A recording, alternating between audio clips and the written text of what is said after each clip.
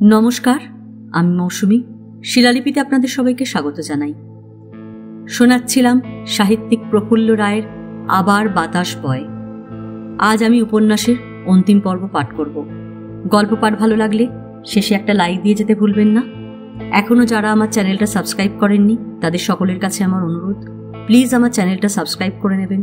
পাশে যে বেল নোটিফিকেশনটা আছে সেটা অবশ্যই প্রেস করে দেবেন। চলুন শুরু করি উপন্যাসের অন্তিম পর্ব। মালবিকা ঠিকানা দিয়েছিলেন। দুদিন পর সঞ্চারী জিতেন্দ্রনাথদের বাড়িতে চলে এলো। সদর দরজার সামনে দাঁড়িয়ে কলিং বেল টিপতেই একটি বয়স্ক কাজের লোক সেটা খুলে জিজ্ঞেস করল, কাকে চাইছেন দিদি? সঞ্চারী বলল, আমি জিতেন্দ্রনাথ বাবুর সঙ্গে দেখা করব। লোকটা বেশ বিনয়ী। একটু বিব্রতভাবে বলল, আপনি বোধহয় জানেন না, অনেক দিন ধরে উনি রোগে কষ্ট পাচ্ছেন। ডাক্তার চান টান করার সময়টুকুন ছাড়া তাকে বিছানা থেকে নামতে মানা করেছেন। কারোর সঙ্গে দেখা করাও বারণ। শুনেছি, কিন্তু ওর সঙ্গে দেখা না করলেই নয়, আমার ভীষণ দরকার। লোকটা কি জবাব দিতে যাচ্ছিল, তার আগেই ভেতর থেকে কারো গলা ভেসে এলো, কার সঙ্গে কথা বলছো রাখালদা? একজন দিদিমণি। কে? বলতে বলতে যাকে দরজার কাছে চলে আসতে দেখা গেল তার বয়স 40 পেরিয়েছে। কালো চুলের ফাঁকে ফাঁকে সরু সরু রূপোর তার, বেশ সম্ভ্রান্ত চেহারা, একটু ভারী ধরনের শরীর, ঘাড়ে গলায় চিবুকের তলায় মেদ জমতে শুরু করেছে, চোখে মোটা ফ্রেমের চশমা, পরনে ঢোলা পাজামা পাঞ্জাবি। সঞ্চারীকে দেখে মাঝবয়সী ভদ্রলোকটি রীতিমতো অবাকই হলেন। কয়েক লহমা তার দিকে তাকিয়ে থাকার পর রাখাল যা জিজ্ঞেস করেছিল তিনিও তাই করলেন। সঞ্চারী একই উত্তর দিল। মাঝবয়সীর কপালে সামান্য ভাঁজ পড়ল। আপনাকে তো ঠিক চিনতে পারলাম না। সঞ্চারী বলল, চেনার কারণ নেই, আগে কখনো আমাদের দেখা হয়নি। নিজের পরিচয়টা দিচ্ছি, আমি সঞ্চারী, আশ্বাসে কাজ করি। মাঝবয়সী নিজের পরিচয়ও দিলেন। নাম অরুণেশ দত্ত, তিনি জিতেন্দ্রনাথের ছেলে। বললেন, আশ্বাস থেকে বেশ কয়েক বছর আগে মালবিকা রুদ্র প্রায়ই আসতেন। মালবিকাদিতা বলেছেন, আমি রিসেন্টলি এই বছর 2 হলো ওখানে জয়েন করেছি। মালবিকাদির মুখে স্যার মানে আপনার বাবার কথা কতবার যে শুনেছি, উনি সাহায্য না করলে। সঞ্চারীকে থামিয়ে দিয়ে অরুণেশ বললেন, আপনি বাবার সঙ্গে দেখা করতে চাইছেন কেন? সঞ্চারী মুখটা করুণ করে বলল, কিছু মনে করবেন না, আমি সেটা স্যারকেই বলতে চাই। বাবা কি অবস্থায় আছেন আপনারা কি জানেন? সব জানি। নিরুপায় না হলে ওকে কিছুতেই বিরক্ত করতাম না। দয়া করে না বলবেন না, বলে হাত জোর করল সঞ্চারী। অরুণেশ কি একটু ভেবে নিলেন, তারপর বললেন, আচ্ছা আসুন, কিন্তু 10 মিনিট সময় পাবেন। বেশি কথা বললে ওর খুব কষ্ট হয়। অনেক ধন্যবাদ, 10 মিনিটই যথেষ্ট। অরুণেশের সঙ্গে 3 তলায় জিতেন্দ্রনাথের ঘরে চলে আসে সঞ্চারী। বিশাল কামরাটার মাঝখানে খাটে শুয়েছিলেন জিতেন্দ্রনাথ। ঘোলাটে নিষ্প্রভ চোখের তলায় কালির পোঁচ, গাল ভেতরে ঢুকে গেছে, চুল প্রায় নেই বললেই হয়। কণ্ঠার এবং হাত পায়ের হাড়গুলো প্রকট, ঢলঢলে চামড়ার তলা থেকে শিরাগুলো ঠেলে বেরিয়ে এসেছে। মনে হয় মানুষের শীর্ণ একটা কাঠামো পড়ে আছে বিছানায়। জিতেন্দ্রনাথের শিয়রের কাছে একটা নিচু টেবিলে রয়েছে নানা ধরনের ওষুধ, ট্যাবলেট ক্যাপসুল থেকে শুরু করে তরল ওষুধের অজস্র শিশি। ঘরের একধারে অক্সিজেনের সিলিন্ডার। বোঝাই যায় হঠাৎ শ্বাসকষ্ট হলে ওটা কাজে লাগানো হবে, ইমার্জেন্সি ব্যবস্থা। একটি নার্স জিতেন্দ্রনাথকে ওষুধ খাইয়ে তার মুখ মুছিয়ে দিচ্ছিল। অরুণেশ তার সঙ্গিনীকে দেখিয়ে বললেন, বাবা, ইনি সঞ্চারী দেবী। আশ্বাস থেকে তোমাকে আলাদা করে কিছু বলতে এসেছেন। আমি আপত্তি করেছিলাম, উনি শোনেননি। বললেন, ব্যাপারটা খুব জরুরি। আমি ওকে 10 মিনিট সময় দিয়েছি। মুখ মোছানো হয়ে গিয়েছিল। ক্ষীণ স্বরে জিতেন্দ্রনাথ নার্স এবং অরুণেশকে ঘর থেকে বেরিয়ে যেতে বলে সঞ্চারীকে বললেন, কোণের দিকে কটা চেয়ার আছে, একটা টেনে এনে আমার কাছে বসো। চকিতের জন্য সঞ্চারীর মনে হল আশ্বাসের নাম শুনে জিতেন্দ্রনাথ উৎসুক হয়ে উঠেছেন। অরুণেশ আর নার্সটি ঘর ফাঁকা করে চলে গেল, আর চেয়ার এনে খাটের কাছে বসে পড়ল সঞ্চারী। বালিশের পাশে চশমার খাপটা ছিল, সেটা খুলে রোগা হাতে চোখে লাগিয়ে কিছুক্ষণ সঞ্চারীর দিকে তাকিয়ে থাকেন জিতেন্দ্রনাথ। তারপর বলেন, তুমি আশ্বাসের সঙ্গে কিভাবে যুক্ত? বয়স হয়েছে, রোগ জর্জর, কিন্তু মস্তিষ্কটি এখনো পুরোপুরি সতেজ। সঞ্চারী বুঝতে পারে হুট করে কেউ এসে বলল আশ্বাস থেকে এসেছি, তক্ষুনি তা তিনি মেনে নেবেন তেমন ভাবাটা একটু বাড়াবাড়ি। যাচাই না করে তিনি কোনো আলোচনাতেই যাবেন না। সঞ্চারী জানায় সে ওখানকার ডেপুটি প্রোগ্রাম অফিসার এবং খুব বেশি দিন কাজ করছে না। আই সি, অনেক দিন কাজ করলে তোমার সঙ্গে আগেই আমার আলাপ হতো, কেননা ওখানে আমার রেগুলার যাতায়াত ছিল। শুনেছি স্যার। জিতেন্দ্রনাথ বললেন, তোমাকে দেখে আমার মনে হচ্ছে আশ্বাসে কোনো সমস্যা দেখা দিয়েছে।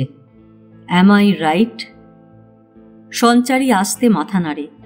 হ্যাঁ স্যার, খুবই বড় রকমের প্রবলেম। সঞ্চারীর দিকে কাত হয়ে কথা বলছিলেন জিতেন্দ্রনাথ। এবার বালিশে হাতের ভর দিয়ে উঠে বসলেন। জিজ্ঞেস করলেন, আগে কোনো সমস্যা হলে মালবিকা দৌড়ে আসত, এবার সে এলো না কেন? কিছুদিন ধরে দিদির শরীরটা ভীষণ খারাপ যাচ্ছে, তবু নিশ্চয়ই আসতেন, কিন্তু আপনি বেড রিডেন হয়ে আছেন, তাই এসে আপনাকে উতলা করতে চাননি। কিন্তু সমস্যাটা এমনই মারাত্মক যে দিদি বারণ করা সত্ত্বেও আমি জোর করেই চলে এসেছি। ঠিক আছে, এখন বলো কি হয়েছে। মহেশ্বর নস্করের ব্যাপারটা সবিস্তার জানিয়ে দিল সঞ্চারী। জিতেন্দ্রনাথ বললেন, মহেশ্বর কি তোমাদের সঙ্গে খারাপ ব্যবহার করেছে? একেবারেই না। হোমের মেয়েদের গণবিবাহে আমরা যাতে রাজি হই সেজন্য অনুরোধ করেছেন। বলেছেন তাড়াহুড়োর কিছু নেই, 3 উইক পর বিয়ের ব্যাপারে আমাদের মতামত জানালেই চলবে। কিন্তু তার কথার মধ্যেই জিতেন্দ্রনাথ বলে ওঠেন, কিন্তু কি? তোমাদের মনে খটকা দেখা দিয়েছে, তাই তো? হ্যাঁ। হঠাৎ লাঞ্ছিত মেয়েদের জন্যে কেন তার প্রাণ কেঁদে উঠল, কেন মেয়েগুলোর বিয়ে দিয়ে সামাজিক মর্যাদা দিতে চায়, এসব কোটি টাকার প্রশ্ন। 3 উইক তো সময় দিয়েছিল, তার মধ্যে কদিন কেটে গেছে? 2 দিন। জিতেন্দ্রনাথ জিজ্ঞেস করলেন, হাতে এখনো 19 দিন সময় আছে। সঞ্চারী চুপ করে থাকে। জিতেন্দ্রনাথ এবার বলেন, মহেশ্বর সম্পর্কে তোমাদের মনে সন্দেহ হচ্ছে কেন? সঞ্চারী একটু ভেবে বলল, ওর সম্বন্ধে নানা গোলমেলে খবর পাই। বাইরে থেকে মহেশ্বরবাবুকে দেখতে যেমন মনে হয়, ভেতরে ভেতরে তিনি নাকি ঠিক তার উল্টো। কি করা উচিত বুঝতে না পেরে আপনার কাছে এসেছি। খুব ভালো করেছ। That man is a devil. এই গণবিবাহের পেছনে নিশ্চয়ই লোকটার কোনো মোটিভ আছে। তোমরা কিছুতেই রাজি হবে না। রাজি না হলে ওরা যদি ঝামেলা করেন? দুর্বল কণ্ঠস্বর যতটা সম্ভব উঁচুতে তোলেন জিতেন্দ্রনাথ। আমি বিছানায় পড়ে আছি ঠিকই, কিন্তু এখনো মরে যাইনি। এই অঞ্চলের মানুষ আমাকে ভালোবাসে, সম্মান করে। আমি কিছু বললে যে কোনো ঝুঁকি নিয়ে তারা ঝাঁপিয়ে পড়বে। পলিটিক্স করে বলে মহেশ্বর নস্কর যা খুশি করে পার পেয়ে যাবে, তা কোনো মতেই হতে দেব না। সঞ্চারী চমকে ওঠে। তার চোখে মুখে চমকের সঙ্গে শঙ্কাও ফুটে বেরোয়। সে বলে, স্যার, আপনার যা শারীরিক অবস্থা তাতে উত্তেজনা খুবই ক্ষতিকর। আমার মনে হয় এসে ভুল করেছি। জিতেন্দ্রনাথ বললেন, কোনো ভুল করনি, না এলেই বরং মারাত্মক ভুল হতো। আর শোনো, যদি মহেশ্বর এ নিয়ে ফের উত্ত্যক্ত করে আমাকে তক্ষুনি জানাবে। ও কত বড় সমাজসেবী আর নেতা হয়েছে একবার দেখব। কিন্তু এই সময় অরুণেশ আর নার্সটি ফিরে আসে। অরুণেশ সঞ্চারীকে বললেন, 10 মিনিট সময় কিন্তু পার হয়ে গেছে। আমরা দরজার বাইরে বারান্দায় ছিলাম। বাবা অনেক কথা বলেছেন, মাঝে মাঝে উত্তেজিত হয়ে উঠেছিলেন। প্লিজ এবার ওকে ছেড়ে দিন। হ্যাঁ হ্যাঁ, নিশ্চয়ই। সঞ্চারী ব্যস্তভাবে উঠে দাঁড়ায়। তাকে ভীষণ বিব্রত দেখাচ্ছে। অরুণেশ তাকে ছাড়তে বললে কি হবে? জিতেন্দ্রনাথ কিন্তু ছাড়লেন না। হাতের ইশারায় সঞ্চারীকে ফের বসতে বললেন। তারপর ছেলের দিকে তাকান। এই মেয়েটির নাম তুমি জানো? ওকে ভালো করে চিনে রাখো। অরুণেশের বয়স কম হয়নি, কিন্তু এই বয়সেও বৃদ্ধ রোগগ্রস্ত শয্যাশায়ী বাবাকে রীতিমতো ভয় পান। তিনি ঠিক কী বলতে চাইছেন বুঝতে না পেরে চুপচাপ দাঁড়িয়ে থাকেন। জিতেন্দ্রনাথ থামেননি। সঞ্চারী আশ্বাসের একটা কঠিন সমস্যা নিয়ে আমার কাছে এসেছে।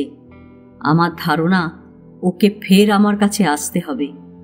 তখন ওকে বাধা দেবে না, মনে থাকবে?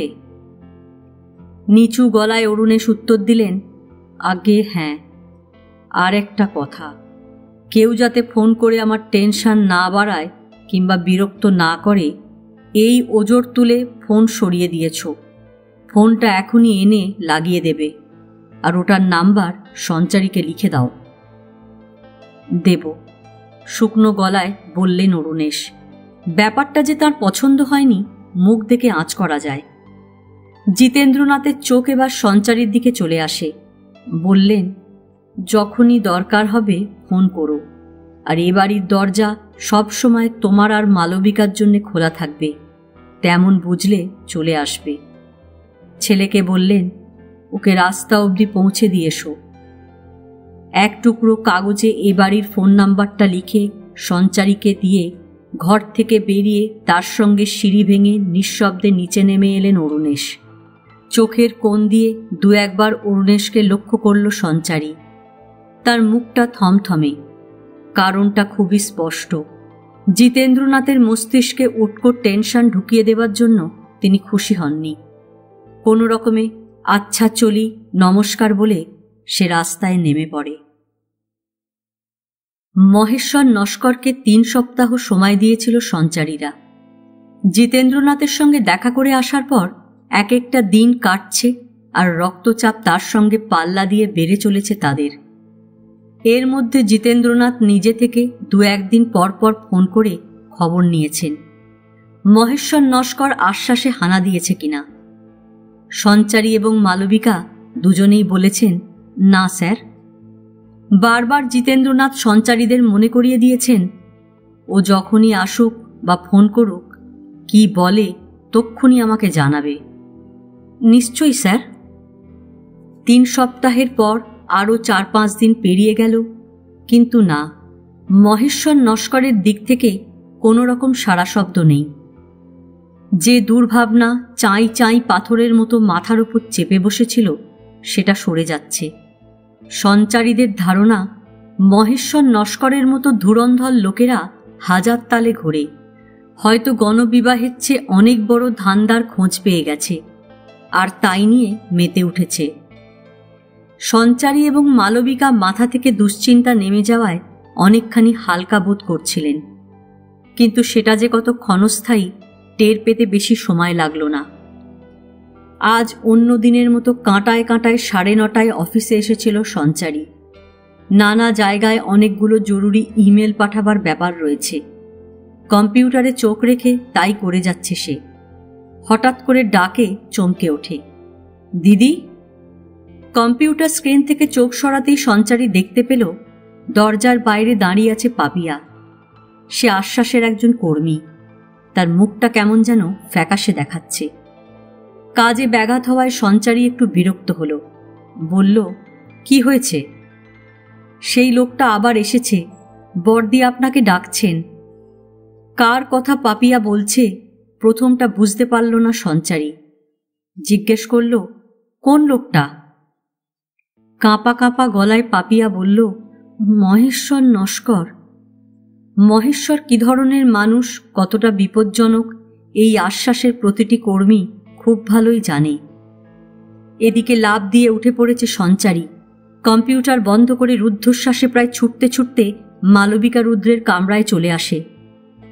মহেশ্বর নস্কর, তার অঙ্গরক্ষক, সেদিনের সেই মজবুত চেহারার যুবকটিকে পাশে নিয়ে মালবিকার টেবিলের এধারে জাঁকিয়ে বসে আছেন।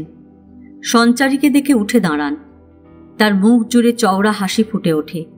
বিনয় গলে যেতে যেতে হাত জোর করে বলেন, আসুন দিদি, আসুন, বসুন। সঞ্চারী একটা চেয়ার টেনে নিয়ে মালবিকার পাশে বসার পর তিনিও ধীরে ধীরে বসে পড়েন। জিজ্ঞেস করেন, ভালো আছেন? বুকের ভেতর এক নাগারে হাতুড়ির বাড়ি পড়ছিল সঞ্চারীর। প্রচণ্ড উৎকণ্ঠায় গলাটা শুকিয়ে কাঠ। কোনো রকমে বলল, হ্যাঁ। মহেশ্বর বলেন, আপনাদের অর্গানাইজেশনের কাজ ঠিকঠাক চলছে তো? যেন আশ্বাসের কাজকর্ম নিয়ে লোকটার ঘুম হচ্ছে না। তারই খোঁজ খবর নেবার জন্য সে ছুটে এসেছে। সঞ্চারী বুঝতে পারছে লোকটা এইসব ভেজর ভেজর দিয়ে শুরু করে জমি তৈরি করছে, তারপর আসল প্রসঙ্গে চলে আসবে। নিরুৎসুক সুরে সঞ্চারী বলে, হ্যাঁ, যেমন চলে। এত বড় একটা প্রতিষ্ঠান চালাতে প্রচুর টাকা পয়সা দরকার। আমার জানাশোনা অনেক বিজনেসম্যান আছেন, যদি বলেন তাদের কাছ থেকে ডোনেশনের ব্যবস্থা করতে পারি। লোকটা নাকের ডগায় টাকার টোপ ঝুলিয়ে ফাঁদে ফেলতে চাইছে। না, ওর পাতা ফাঁদে গলা বাড়িয়ে দেওয়া খুবই বিপজ্জনক। সতর্কভাবে সঞ্চারী বলে, দেশের অনেক ইন্ডাস্ট্রিয়াল হাউস, বিদেশের নানা ওয়েলফেয়ার ফান্ড আমাদের গ্রান্ট ডোনেশন রেগুলারলি দিয়ে থাকে, তাতেই আমাদের চলে যায়। বড়শিটা ঠিকমতো সঞ্চারীদের নাকে গাঁথা গেল না। একটু হয়তো হতাশ হলেন মহেশ্বর, তবে তার উদ্যম পুরোপুরি নষ্ট হল না। বললেন, যদি কখনো দরকার হয় আমাকে জানাবেন। জানাবো। একটু চুপচাপ।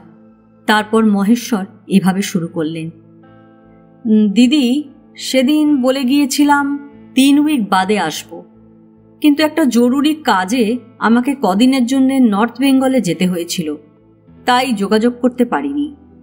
ফোন না করে সোজা চলেই এলাম। আমি যে মাস ম্যারেজের প্রপোজালটা দিয়ে গিয়েছিলাম, আশা করি এর ভেতরে তা নিয়ে আপনারা ভাবনা চিন্তা করেছেন। আশ্বাসের মেয়েদের জন্যে আমি সত্যিকারের সৎপাত্র জোগাড় করেছি। জোর দিয়ে বলতে পারি, এই বিয়েগুলো হলে ওরা সুখে থাকবে, সামাজিক প্রেস্টিজ পাবে। ঝুলি থেকে ধূর্ত শিকারী চিতাটা বেরিয়ে পড়েছে। সঞ্চারী উত্তর দেয় না, পলকহীন মহেশ্বরের দিকে তাকিয়ে থাকে। সেই সঙ্গে নিজের মধ্যে তীব্র এক আলোড়ন যেন টের পায়। কেননা চকিতে তার চোখের সামনে কোনো অদৃশ্য টিভি স্ক্রিনে একজন প্রচণ্ড তেজি ব্যক্তিত্ব সম্পন্ন বৃদ্ধের মুখ ফুটে ওঠে, জিতেন্দ্রনাথ। এই মানুষটি তার ভেতর অফুরান সাহস যেন চাড়িয়ে দিতে থাকেন।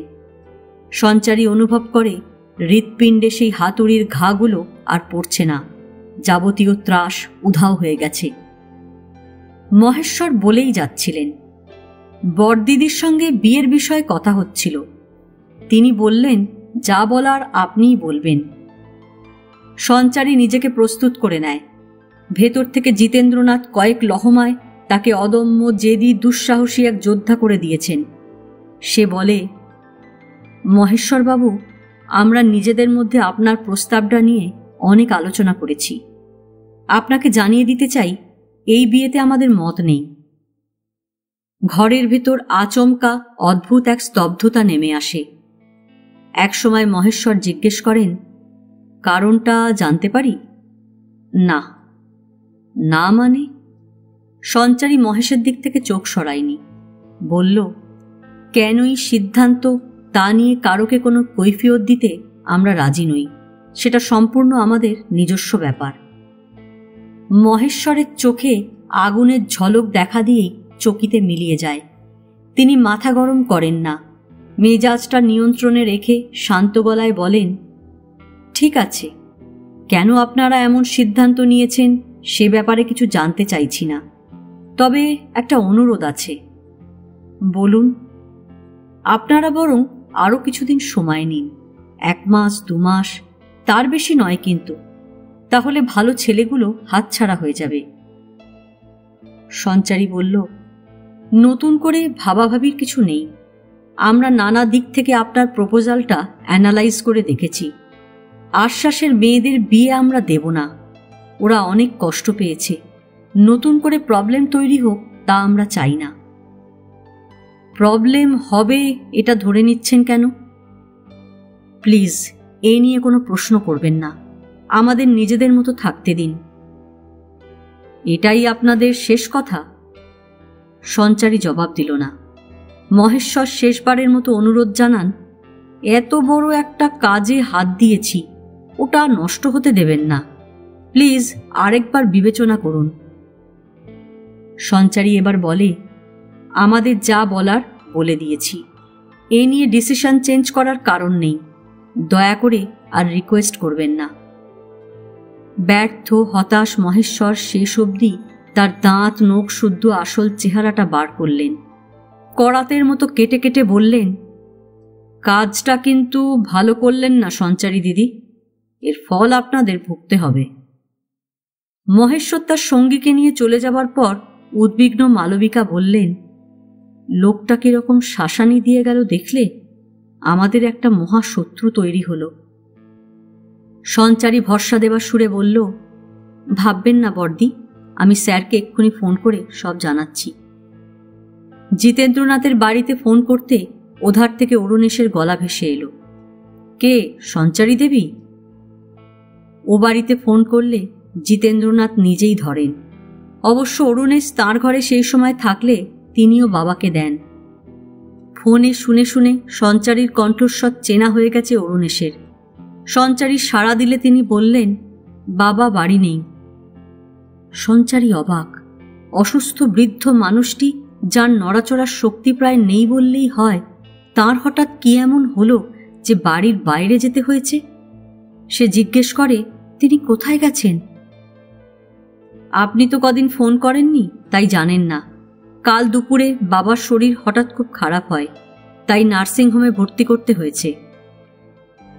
3 সপ্তাহ পেরুবার পরও যখন মহেশ্বর নস্কর আশ্বাসে আসছিলেন না, সঞ্চারীদের উৎকণ্ঠা অনেকটাই কেটে গিয়েছিল। তাই মাঝখানে কদিন আর ফোন করে জিতেন্দ্রকে বিরক্ত করেনি সে। কিন্তু এই মুহূর্তে অরুণেশের কাছে যে খবরটা পাওয়া গেল, তাতে সারা শরীর হিম হয়ে গেছে। মহেশ্বর নস্করের মতো দুর্ধর্ষ প্রতিপক্ষের বিরুদ্ধে লড়াই চালাবার জন্য জিতেন্দ্রনাথই হচ্ছে ওদের সবচেয়ে বড় শক্তি, সবচেয়ে জোরালো অস্ত্র। পরিস্থিতি যা দাঁড়ালো, তাতে ওই লোকটার কথা মতো না চললে সে তাদের ছিঁড়ে ফেলবে। সঞ্চারী জিজ্ঞেস করে, বাড়িতে তো তিনি মোটামুটি ভালোই ছিলেন, হঠাৎ কি এমন হলো যে নার্সিংহোমে ভর্তি করতে হয়েছে?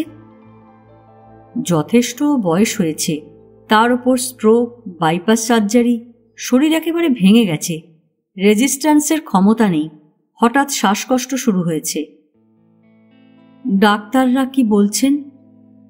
অনেক কিছু চেক আপ করতে হবে, বেশ কিছুদিন অবজারভেশনে রাখা দরকার। বাড়িতে সেসব হওয়া সম্ভব নয়। কোন নার্সিংহোমে ভর্তি হয়েছেন? শ্যামবাজারে গুড হেলথ নার্সিংহোমে। আমি আজকালের মধ্যে দেখা করতে যাব। এখন দেখা হবে না, ডাক্তারদের বারণ। একটু চুপচাপ। তারপর অরুণেশ বললেন, আপনাদের হোম নিয়ে কি প্রবলেম দেখা দিয়েছে? কুণ্ঠিতভাবে সঞ্চারী বলে, হ্যাঁ। বাবা একটু সুস্থ হয়ে উঠুন, তারপর ওকে বলবো। উনি নিশ্চয়ই আপনাদের ফোন করবেন, কিন্তু তার আগে কিছুই জানানো ঠিক হবে না। প্রথম যেদিন সঞ্চারী জিতেন্দ্রনাথদের বাড়ি যায়, অরুণেশকে রীতিমতো কঠোর মনে হয়েছিল, কিন্তু এখন তার কণ্ঠস্বর অনেক নরম, তাকে একেবারে অন্যরকম লাগছে। অরুণেশ ফের বললেন, বাবা যে এত অসুস্থ, তবু বলেছেন আশ্বাসে মহেশ্বর নস্কর যদি কোনো রকম ঝামেলা করতে আসে, তাকে যেন তক্ষুনি বলা হয়। বুঝতেই পারছেন এই অবস্থায়। অরুণেশের দুর্ভাবনার কারণটা বুঝতে পারছিল সঞ্চারী। মহেশ্বরের ব্যাপারে জিতেন্দ্রনাথই তাদের শেষ অবলম্বন। মহেশ্বর যদি সত্যি সংকটের সৃষ্টি করেন, নার্সিংহোমে ভর্তি হওয়া একজন মানুষকে তা নিয়ে উদ্ব্যস্ত করে তোলা ঠিক নয়। সে টের পায় তার উৎকণ্ঠা শতগুণ বেড়ে গেছে। জিতেন্দ্রনাথের জন্য তো বটেই, তার চেয়ে অনেক বেশি আশ্বাসের জন্য। কি উত্তর দেবে সে ভেবে পেল না। অনেকক্ষণ চুপচাপ। তারপর সঞ্চারী বলল, স্যারকে কি একবার নার্সিংহোমে দেখতে যেতে পারি? কোনো কথা বলবো না, দূর থেকে দেখে আসব। অরুণেশ বললেন, এখন থাক, বাবা একটু সামলে উঠুন, তারপর আমি আপনাকে খবর দেব, তখন যাবেন। আচ্ছা। অপার নৈরাশ্য নিয়ে ধীরে ধীরে ফোন নামিয়ে রাখে সঞ্চারী। মালবিকা অরুণেশের কথা শুনতে পাননি, তবে সঞ্চারীর প্রশ্ন এবং উত্তর থেকে মোটামুটি আন্দাজ করে নিয়েছেন। তবু জিজ্ঞেস করলেন, কি বললেন অরুণেশবাবু? সঞ্চারী ধীরে ধীরে সবিস্তার সবটাই বলে গেল। মালবিকা হতবুদ্ধির মতো বললেন, তাহলে উপায়? জানি না কি হবে। রাত্রিবেলা টালিগঞ্জের আবাসনে ফিরে খাওয়া দাওয়ার পর সঞ্চারী দীপককে ফোন করল। জিতেন্দ্রনাথের সাহায্য অনিশ্চিত হয়ে পড়েছে। এই সময় দীপক যদি কলকাতায় থাকত, সে অনেকখানি ভরসা পেত। সমস্ত শোনার পর দীপক বলল, কলকাতায় ফেরার কোনো পসিবিলিটি দেখছি না। কবে যে আমাকে ট্রান্সফার করবে বুঝতে পারছি না। মহেশ্বর নস্করের মতো লোকেরা মারাত্মক। মাথা ঠান্ডা রেখে খুব ট্যাক্টফুলি ওদের ফেস করো। একটু এদিক ওদিক হয়ে গেলে ভীষণ বিপদে পড়ে যাবে। 1000 মাইল দূর থেকে এর বেশি পরামর্শ দীপক কি আর দিতে পারে? সঞ্চারীর নৈরাশ্য আর দুশ্চিন্তাটা আরও একটু তীব্র হয়। মহেশ্বরের কথায় রাজি না হওয়ার ফল যে ভয়াবহ হবে কে জানত। দিন কয়েক পর দেখা গেল আশ্বাসকে ঘিরে 1 কিলোমিটারের মতো পুরো এলাকা পোস্টারে পোস্টারে ছেয়ে গেছে। সেগুলিতে বড় বড় হরফে লেখা, মেয়েদের নিয়ে আশ্বাসে পতিতাবৃত্তি চালানো হচ্ছে, সবাই প্রতিবাদ করুন। 2-4টে মিটিংও করা হলো। একদিন স্লোগান দিতে দিতে একটা লম্বা মিছিল আশ্বাসের সামনে দিয়ে বেরিয়ে গেল। এসব কার কাজ বুঝতে অসুবিধা হবার কথা নয়। অমরনাথদের 30 লাখ টাকার মামলা, সেই ব্যাপারে রোজ ডাকে আসা গন্ডা গন্ডা চিঠি, তার ওপর মহেশ্বরদেরই কুৎসিত আক্রমণ, সব যেন বেড়াজালের মতো সঞ্চারীকে ঘিরে ধরেছে। মানুষ যে কত নোংরা হতে পারে, হিংস্র জন্তুর চেয়েও কত মারাত্মক, ক্রমশ টের পাচ্ছিল সে। নানা দিক থেকে সংকট তাড়া করতে করতে আলো বাতাসহীন একটা অন্ধকার সুড়ঙ্গের ভেতর তাকে ঢুকিয়ে দিচ্ছে। শ্বাস আটকে আসছে তার। এতগুলো সমস্যা থেকে কিভাবে বেরিয়ে আসবে উদ্ভ্রান্ত সঞ্চারী যখন তলকুল পাচ্ছিল না, সেই সময় হঠাৎ একদিন অরুণেশের ফোন এলো। বাবা এখন অনেকটা ভালো আছেন। মহেশ্বর নস্করদের বজ্জাতির খবরটা পেয়েছেন। আপনাকে আর মালবিকাদিকে মহেশ্বরের ফোন নাম্বারটা নিয়ে যত তাড়াতাড়ি সম্ভব দেখা করতে বলেছেন।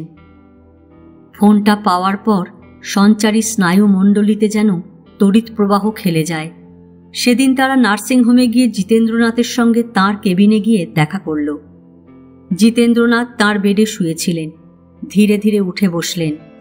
বললেন, মহেশ্বর নস্কর যে শয়তানি করবে সেটা আমি জানতাম, তাই অরুণের কাছ থেকে রেগুলার খবর নিচ্ছিলাম। অরুণ প্রথমটা আমার শরীরের কথা ভেবে টালবাহানা করছিল, পরে ধমক খেয়ে সব জানায়। তোমরা ওর মোবাইল ফোনের নাম্বারটা এনেছো তো? সঞ্চারী এক টুকরো কাগজ তার ব্যাগ থেকে বার করে জিতেন্দ্রনাথকে দিল। ওটায় মহেশের নাম্বারটা লেখা আছে, সেই সঙ্গে নিজের সেলফোনটাও দিল। একটু ভয়ে ভয়ে বলল, স্যার রাগারাগি করবেন না, আপনার শরীরের পক্ষে উত্তেজনা ভালো নয়।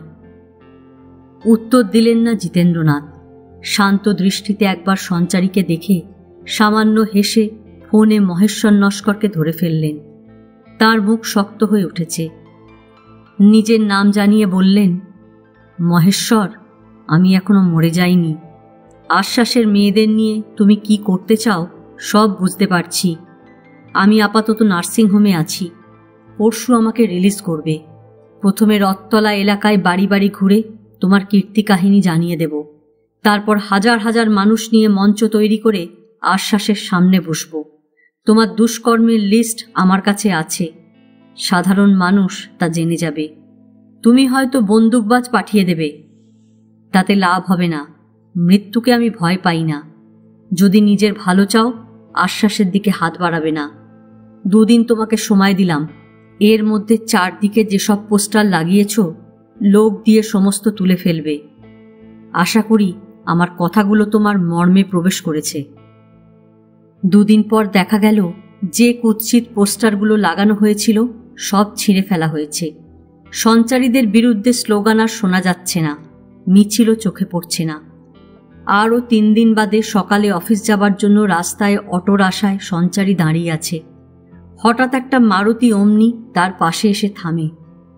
অতি পরিচিত একটি মুখ জানালার বাইরে ঝুঁকে বলে, উঠে এসো, বলেই দরজা খুলে দেয়। দীপক নিজের চোখে দেখেও বিশ্বাস হচ্ছিল না। হতবাক তাকিয়েই থাকে সঞ্চারী।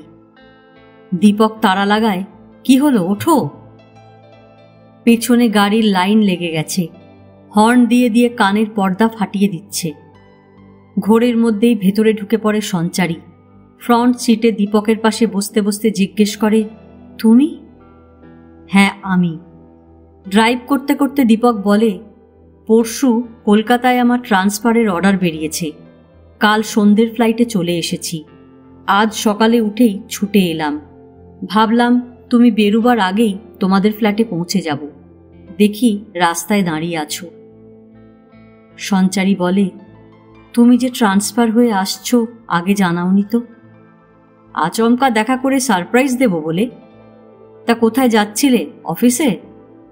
হ্যাঁ, অটোয় টালিগঞ্জ মেট্রো স্টেশনে গিয়ে সেখান থেকে পাতাল রেলে। সঞ্চারীকে থামিয়ে দিয়ে দীপক বলে, জানি জানি, অটো, তারপর টিউব ট্রেন, তারপর মিনি। কলকাতার প্রায় সব রকম ট্রান্সপোর্ট লাগে তোমার অফিসে পৌঁছতে। সে যাই হোক, আজ তুমি অফিস যাচ্ছ না। কি বলছো? আমি কলকাতায় ফিরে এলাম আর তুমি অফিসে যাবে? বলতে বলতে হঠাৎ কিছু মনে পড়ে যায় দীপকের। ও হ্যাঁ, মহেশ্বর নস্করের ঝামেলাটা অবশ্য আছে। তাহলে? তাকে থামিয়ে দিয়ে সঞ্চারী বলে, ওই প্রবলেমটা আর নেই। স্কাউন্ড্রেলটার হাত থেকে আমরা রক্ষা পেয়েছি। মিরাকেলটা ঘটল কি করে? বিশদভাবে জিতেন্দ্রনাথের কথা জানিয়ে দিল Sanchari. Great and brave soul. একদিন গিয়ে ওকে প্রণাম করে আসব, নিয়ে যেও কিন্তু। নিশ্চয়ই। যাক, একটা বড় সমস্যা কেটেছে। এখন তো ফ্রি। ফ্রি আর কোথায়, সেই 30 লাখের মামলাটা মাথার উপর ঝুলছে না।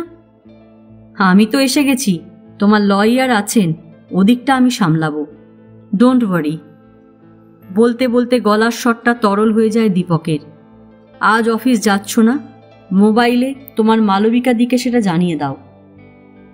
তুমি একটা আস্ত শয়তান। এক সময় নানা রাস্তা পেরিয়ে ভিক্টোরিয়ার পাশ দিয়ে ময়দানে চলে আসে সঞ্চারীরা। রেসকোর্সের কাছাকাছি গাড়ি পার্ক করে দীপক বলে, ড্রাইভ করতে করতে কথা বলতে অসুবিধা হয়, চলো ওখানে গিয়ে বসি। দুজনে সবুজ ঘাসের কার্পেটে পাশাপাশি বসে। এটা সেটা হাজার কথার পরে সঞ্চারী বলে, আমাকে যে কত সমস্যা ঘিরে ধরেছিল, এক এক সময় মনে হতো আত্মহত্যা করি। মাই গড, তুমি আত্মহত্যা করলে আমার কি হতো? চোখ বড় বড় করে মজাদার একটা ভঙ্গি করে দীপক। তারপর ধীরে ধীরে তার মুখ চোখ বদলে যেতে থাকে। একটা হাত সঞ্চারীর কাঁধের ওপর রেখে নিজের দিকে তাকে একটু টেনে নেয়। গাঢ় আবেশের সুরে বলে, ট্রান্সফারটা পেতে অনেক দেরি হতো। শেষ পর্যন্ত আমার সেই আত্মীয়টির হাতে পায়ে ধরে তাড়াতাড়ি ওটার ব্যবস্থা করে নিলাম। কেন জানো? কেন? শুধু তোমার জন্য। তোমাকে এখানে রেখে দিল্লিতে থাকতে কি কষ্ট যে হচ্ছিল। গভীর চোখে দীপকের দিকে তাকায় সঞ্চারী, তাকিয়েই থাকে। ভুরু নাচিয়ে সঞ্চারীর ঠোঁটের দিকে চোখ রেখে দীপক বলে, খুব ইচ্ছে করছে। সঞ্চারী আঁতকে ওঠে, না না প্লিজ, চারদিকে কত গাড়ি যাচ্ছে, কত লোকজন। মুষড়ে পড়ার ভান করে দীপক, থাক তাহলে, পরে কিন্তু একটার জায়গায় 25টা। সঞ্চারী উত্তর দেয় না। বহুকাল পর তার মনে হলো পৃথিবীতে প্রচুর আলো, অজস্র বাতাস, আর আমি বুক ভরে শ্বাস টানে সে। এই উপন্যাস এখানেই শেষ। গল্প পাঠ ভালো লাগলে লাইক, শেয়ার, কমেন্টস করতে ভুলবেন না। আজকের মতো নমস্কার।